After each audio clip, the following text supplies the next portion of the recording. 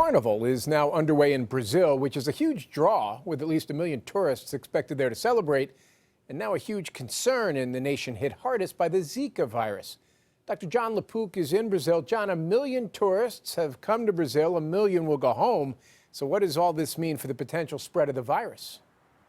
Well, Jim, it's a great concern because one theory about the way that Zika actually came to Brazil in the first place is that it was brought here in 2014 with the World Cup soccer matches by somebody who was infected with Zika virus elsewhere, came to Brazil, and then an uninfected mosquito here bit that person and got infected with the virus. Now we're thinking perhaps it could happen in reverse. Infected people here could then travel elsewhere, and you would have local transmission in those countries. Scary scenario. So, John, we learned a lot more about how Zika is transmitted in terms of bodily fluids this week. What do we know now that we didn't before?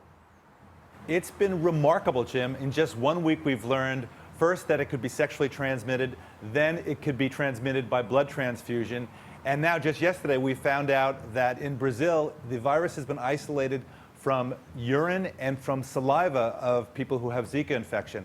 Now, I want to emphasize something. Just because the Zika virus is present in saliva, for example, does not mean that by kissing somebody or that you can transmit Zika infection from one person to another. We simply do not know that, and we need to have a lot more research.